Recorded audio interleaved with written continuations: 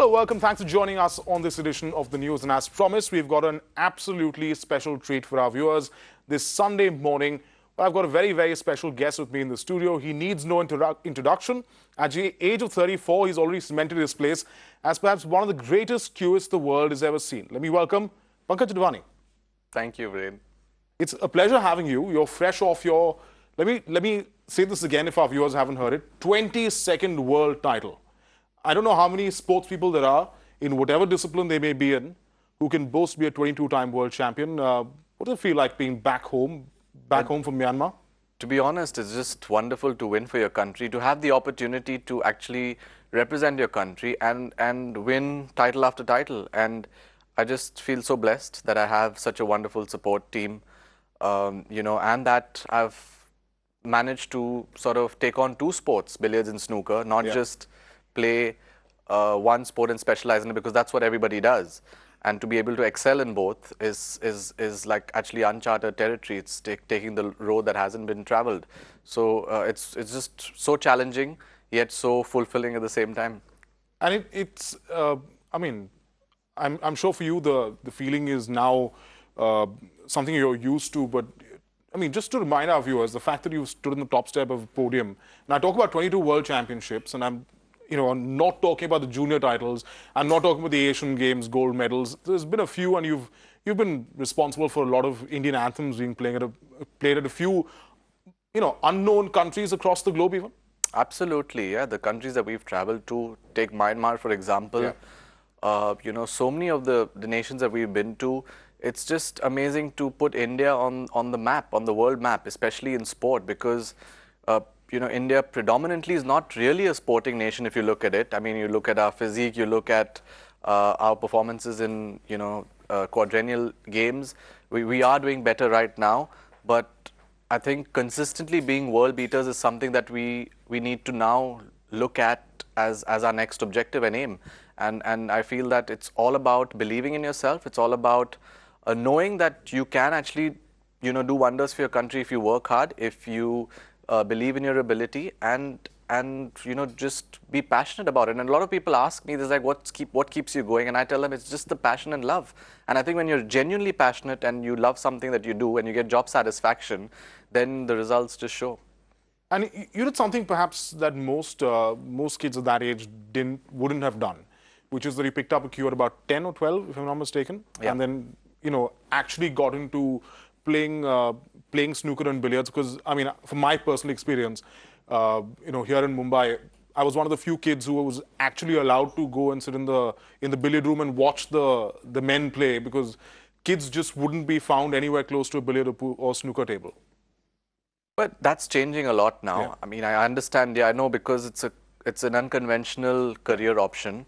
And at that time, I would only like to thank my mom for just pushing me into it, because she saw that I had so much of passion for the game, and that I was not, getting into the other distractions that, kids get into at that tender age. But I mean, it's just, things just went from, from place to place. Everything just fell into place at the right time. And it also helps when you start performing early in your career. Then you know that there's something special. And I've probably just made use of that talent that I felt I discovered very early in life. Okay, and just to remind our viewers as well, in the latest World Championship, let me say this, the 22nd World Championship that Pankaj won was in, Pankaj, I could call it one of the most unpredictable formats.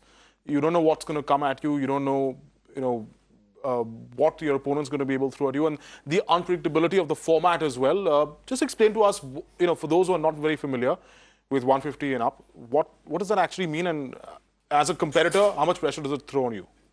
So the 150 points billiards up is basically the shorter format of billiards. And traditionally, billiards was played over 2 hours, 3 hours, 4 hours, or sometimes over 1,000, 1,500 points, which is the long format. But 150 is very competitive in the sense that it can throw up a lot of surprises and upsets. And it's very difficult to win consistently, because on a particular day, if you don't get enough chances at the right time, or if your opponent starts running out with frames and starts making 150 after 150, you end up losing the match. So for me, it's truly special, this achievement, because I've now done it for 4 years in a row. And it just shows that, I've been able to switch on and off at will, especially in the shorter formats, which is a wonderful feeling, to be honest. But in fact, now as I head into the last 2 tournaments of the year, I've got the long format of the billiards in Australia coming up in a week's time, and I haven't started practice. So I think I've got to get to the table very, very soon. You're not too rusty, though. I mean, I'm not rusty at all. You're just off another World Championship. Most people would, I dare say, give an arm and a leg to have one. You've got 22. Tell us a little bit about what it takes to prepare for an event like this. I know you've tasted glory here. You've done it a few times, but to get yourself in the right frame of mind to say, I'm going to bring my best game to this title, no matter what it is, because that's what great sportsmen do. They bring their A game whenever they step out to compete. Tell us what your thought process is like as you prepare for this next tournament in Australia. Over the years, Viren, I feel that it's not about playing your best game, really. I think it's about how you manage your off days. And if your B game is good enough, your plan B is good enough to take you through, that means you're doing well.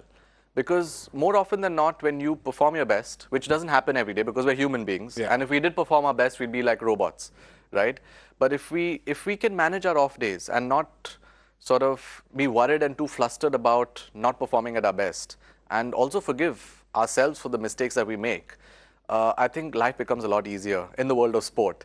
I also feel that I can take that forward to my personal life as well, which would be great. So far, I've been doing it in my game, and I'm really, really happy that it's turned out this way. And I'd like to give credit to my brother Shri, because he's a sports psychologist, and he's really helped me program my mind in such a way where I'm okay not playing my best, and I'm comfortable with that. Although my opponents may feel that I'm struggling, but I feel I'm not in my mind. So it sort of takes off the pressure, and you're still able to get past the finish line, even though you're not playing your best. So for me, it's been obviously an up and down journey, and fortunately more ups than downs. And I'm glad that I have such wonderful people to support me and to keep me sane. And it's an important point you bring up there, because if we talk about what it takes to create a sportsman, a sportswoman nowadays, it's not just about how much talent you have. It's also about your ability to carry on doing that for years and years to come. And I think an example, if you could permit me, would be in tennis, where you see Roger Federer and Rafa Nadal, who even today are the top of the game, despite the fact that they're maybe 10, 15 years, in some cases, older than their competitors on the other side. So age and perhaps experience as well, sometimes not as much a factor as your mental toughness and ability? Absolutely, and it's all about how you perceive yourself. It's about how you perceive your ability, and also to be able to live in the present, because when we make mistakes and when we falter, we often doubt ourselves. But if you can eliminate that doubt and just move on to the next point, say in tennis or in billiards, the next visit that you get on the table, you've automatically shed all the baggage that's there of your previous mistakes and errors. And that's a wonderful way to look at sport, because it then keeps you refreshed. It enables you to start all over again and reset, right? And you can go forward very, very smoothly. Okay, and Pankaj, so many young sportsmen and women are watching this broadcast, and I'm sure they've taken a lot of inspiration from what you've done in your career. If you were to point out one or two things that were perhaps that you think were your foundation stone for why you are here today, and you will still continue to achieve, and not just achieve, but go on to excel even now, what would those two things be that you'd like young people who are watching the broadcast to keep in mind? I think it all boils down to how much you want it, really. If there's something that you put your heart and soul into, then it will automatically unfold itself in so many different ways, where you will know that this is what is meant for you. And I just felt that I don't want to say it and sound a little arrogant by saying that I was born to play billiards and snooker, but I do believe that I was actually destined to do this for life. And I feel that if not billiards and snooker, I don't know what I would have done. So I would just like to tell all the youngsters that if you've discovered something that you're passionate and genuinely love doing, and you know that it connects with you, then you must strive to excel in it, because you know that you have a certain ability. Irrespective of the fame, name, awards, recognition, all that will come later, because all those are byproducts of success. But the point is to start with the purest of intentions and do it because you just genuinely love doing it and because it fulfills you, you know. So a lot of people take up careers where they're not enjoying their jobs. They're doing it either for the money or the fame or whatever other reasons there are. But if you can do something that you connect with, then I feel that it comes from the purest place in your heart, and therefore you produce the best possible results. So I would just like to tell the youngsters that do it because you love doing something and not for things that are, you know, very, very temporary. Okay, and I just want to, you know, speaking of things temporary at times, you know, when you win a title, you know, when you first began winning titles back in the early 2000s, mid 2000s, and then on, social media wasn't so much a thing. So, you know, you see a lot of outpouring of support, a lot of outpouring of love, and fans actually have the ability now to reach their idols on social media. How is that as an experience for you as a world champion? Because when it's announced to the world, Pankaj Advani is world champion for the 22nd time, you've got a flurry of tweets from people who are famous and people who've always been a fan of Pankaj Advani, never had a way to reach out to him unless maybe bumping into him at some gymkhana somewhere at a tournament. What does that feel like?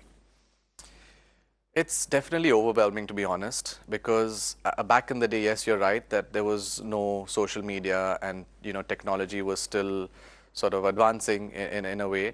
But now I feel that there's so much of access, and not only to sports achievers, but to all kinds of celebrities, that now people have a right to know what's going on in a person's life. And it's great because it just opens up, you know, the doors of communication. It allows people to understand what an athlete or whatever, an achiever or anybody that is in the public eye, it allows them to understand their life, their personal life, what they go through. And it's great that we are allowed to, you know, we actually now want to share that journey with our fans and our supporters, because I think that's something that they should know. Not only because, you know, they want to know, but also because sometimes it may just inspire a generation of youngsters. And I would just like to talk about, you know, an academy that I've just started off in schools now in Bangalore, where I stay. And I feel like I want to now introduce Q Sports in different kinds of schools so that I can actually help youngsters understand what the game is and give them a taste of it. That would be quite something, and if that is the legacy of our champion, because we've seen it with quite a few of our champions who've gone out there, people like Gagan Narang who've started their own academies and are doing fantastic work. Well, Pankaj, more power to you. I know we've spoken a few times, but for the first time, having you in the studio has been an absolute pleasure. Thanks so much for coming down. Thank you so much. Thank you. Thanks for joining us. Well, that's Pankaj Advani, 22-time world champion. An absolute pleasure, and congratulations to him from all our viewers and from the entire team at VirenFerrao.